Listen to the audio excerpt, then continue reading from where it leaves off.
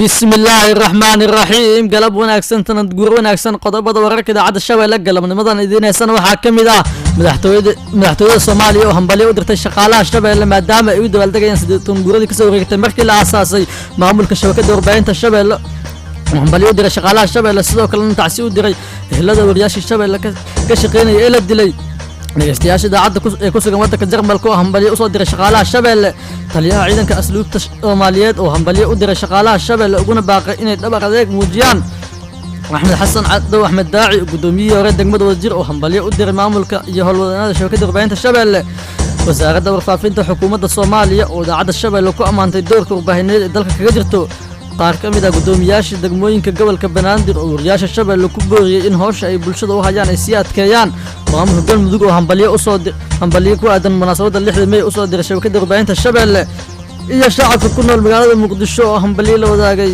idaacadda shabeelle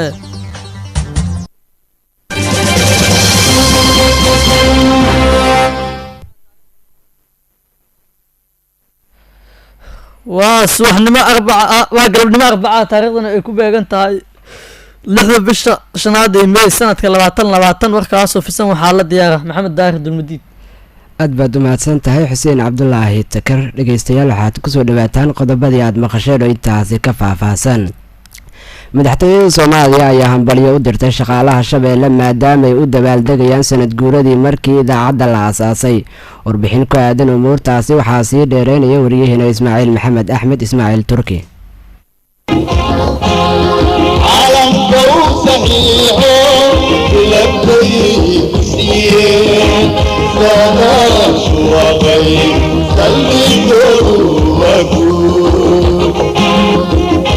عبد النور محمد أحمد أقاسمها ورفافنت مدحتوية الصومالية وكهلية أفك مدحوينها جمهورية فدرالك الصومالية أي همبلية بلارن أدري هالوذن إذا عد الشباب الأمانت أدبال دقية سند جوريدا سيدي طبناد مركي الأساسي شبكة أقاسمها مدحتوية الصومالية أي شيء إن شباب لا يتاي إذا عد مدح بنان ظروف أدقنا كوسو شقيسي ما دام بدنا يرفر بدن أو كشقينا يلدلي يجو بالشدة وأديجية عبد النور محمد أحمد أي سيدو كلا شيء إن مدحتوية الصومالية أي بوجادين يسووا شعدك أي bulshada u hayaan wariyaasha shabeelle hambalyo u diraya maamulka shaqaalaha iyo bahda radio shabeelle dowladda federaalka Soomaaliya waxay mar walba ka shaqeynaysaa sidii sare loogu qaadi lahaa xiriirka qolka iyo xorriyadda saxaafadda oo runtii lafdhabar u ah dowladnimada la xisaabtanka iyo u adeegidda shacabka Soomaaliyeed oo runtii u baahan inay helaan xogo warar iyo warbixino tifasiran oo ka turjumaya xaqiiqda waxna ka bedelaya noloshooda marka markale waxaan leeyahay hambalyo ana ku hadlayo magacayga magaca madaxweynaha Jamhuuriyadda Federaalka Soomaaliya sanadkiisa ilaahay haydi ku gaarsiiyo bashbash iyo barwaaqo waxaan sidoo kale tacsiyo u dirayaa dhammaan shaqaalihii idaacadda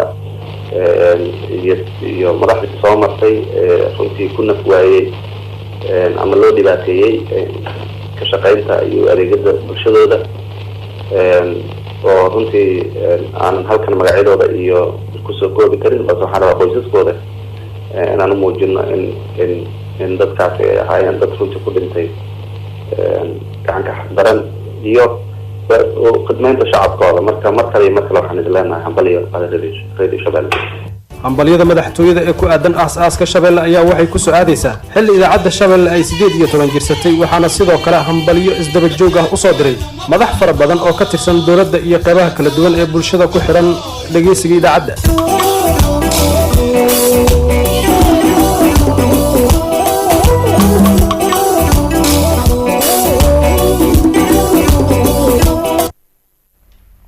idaacadda shabeelle ayaa maanta u dabaaldegaysa sanad guuradii 18aad ee markii la aasaasay dhanka kalena maamulka shabakadda warbaahinta shabeelle ayaa hambalyo u diray shaqaalaha shabeelle sidoo kalena tacsi u diray eheladii wariyaashii shabeelle ka shaqeynayay ee la diray sida warbixintan uu ku faahfaahinaya wariyaheena jaamac kadiye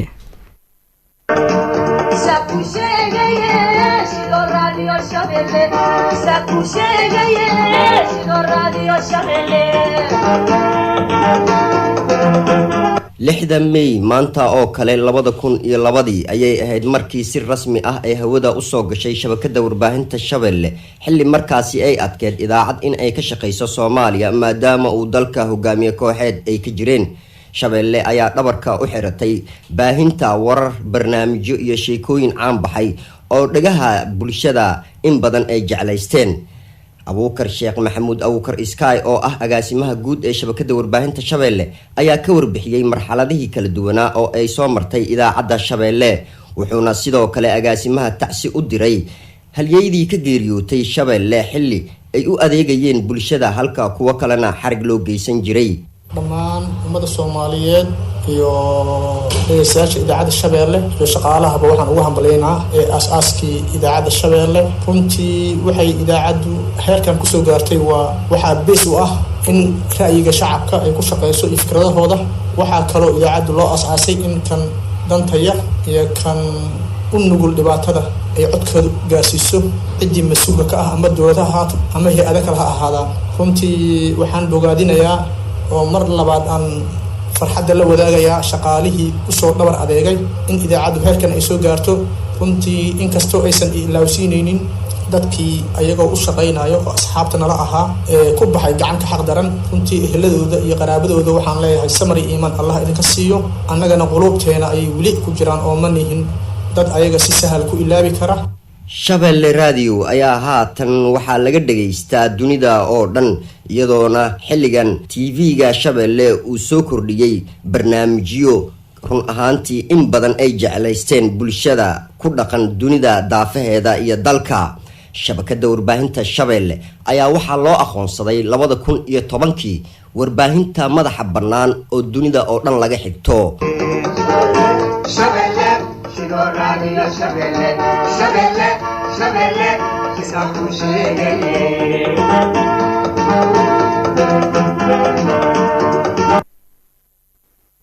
dhegeystayaasha idaacadda ee ku sugan wadanka Jarmalka ayaa hambalyo u soo diray shaqaalaha Shabeelle sida halkaasi uu noogu soo diray wariyaheena Mustafa Cabdi Abshir.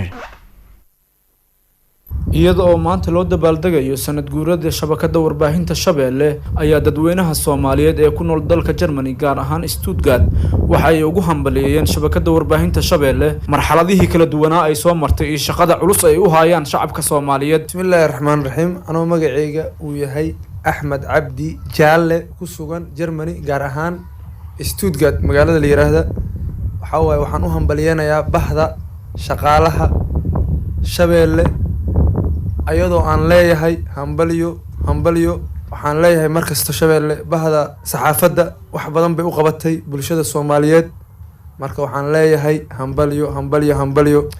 bismillaahir rahmaanir rahiim. anigoo magacayga ah Yuusuf Maxamed Ciise waxaan halkan aan ka wada salaamayaa dhammaan ummadda Soomaaliyeed gaar ahaan idaacadda Shabeelle sida foojignaanta iyo sharafta badan ay ummadda ay ugu soo baahiso wax walba oo caalamka ka dhacaya wadanka. waxaan ugu hambalyeeyaa sanad guuradeedii 17aad iyo kartida iyo sharafta shaqada ee baaxadda weyn ay u hayso ummadda. waxaan leeyahay hambalyo. bismillaah magacayga Xamdi Saciid waxaan joogaa ee Stuttgart ee wadanka Germany. waxaan leeyahay maasha Allah hambalyo idaacadda Shabeelle aad baan ugu hambalyeeyaa shaqada wacan ee u qabatay ee shacabka. maasha Allah hore u socda guulba idin rajaynaya hambalyo. waxay ahaayeen kuwaasi qaar ka mid ah shacabweynaha Soomaaliyeed ee ku nool Stuttgart Germany oo ugu hambalyeynayay shabakada warbaahinta Shabeelle aaskeedii markii dhidabada loo taagay. Mustafa Cabdi Abshir, idaacadda Shabeelle, Stuttgart Germany. taliyaha ciidanka asluubta Soomaaliyeed ayaa hambalyo u diray shaqaalaha Shabeelle uguna baaqay inay u dhabar adeeg muujiyaan. dhanka kale Axmed Xasan Cadow Axmed Daaci gudoomiyihii hore ee degmada Wadajir ayaa hambalyo u diray maamulka iyo howlwadeennada shabakada warbaahinta Shabeelle sida ay faahfaahintan ku eegayso wariyaheena Faadimo Cabdulqaadir.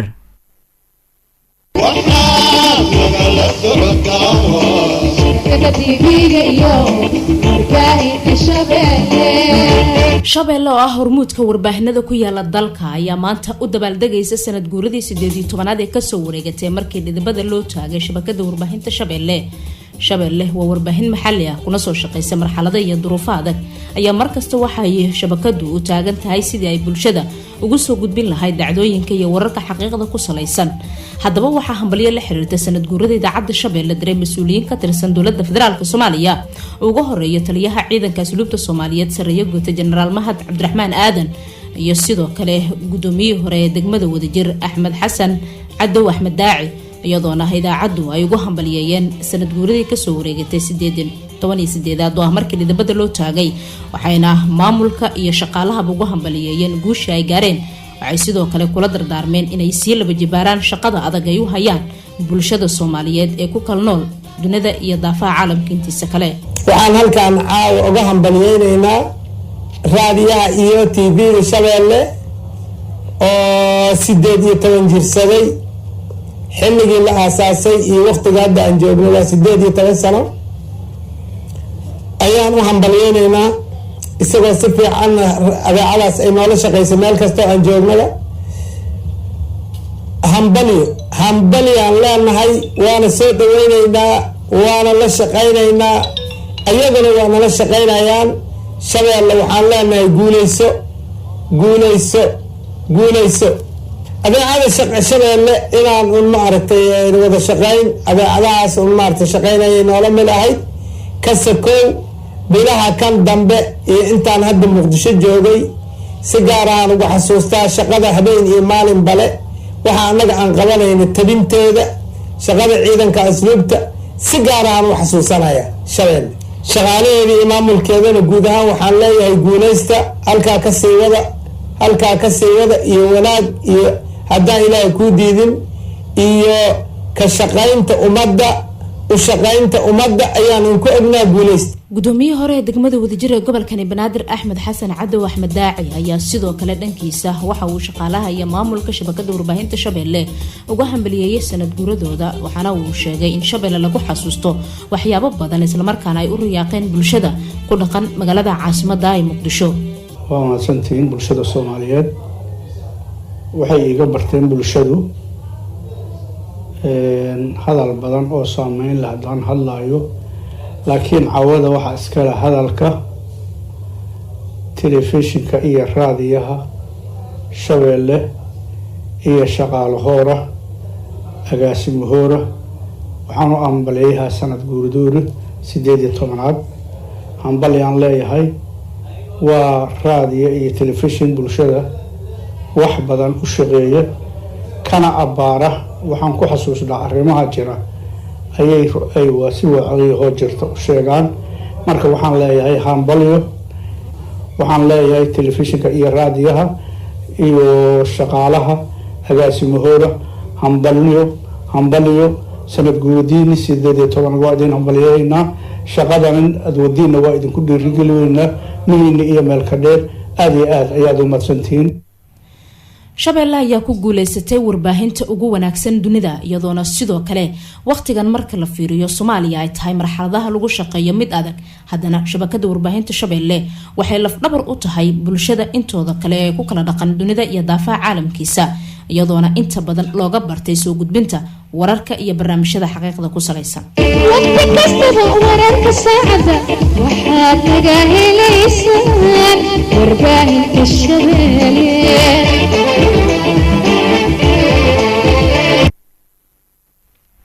aad baad u mahadsan tahay waryaheena faadimo cabdulqaadirar. guud ahaan dhegaystayaal warkii galab ee galabkan aad ka dhagaysanayseen shabakada warbaahinta shabeelle waa naga intaa. warka waxaa idin akhrinaya anigoo maxamed daahir cabdulaahi, xagga farsamada waxa uu ahaa caqil. intaan dib ugu kulmi doona warkan mid lacayna sida iyo nabadgelyo.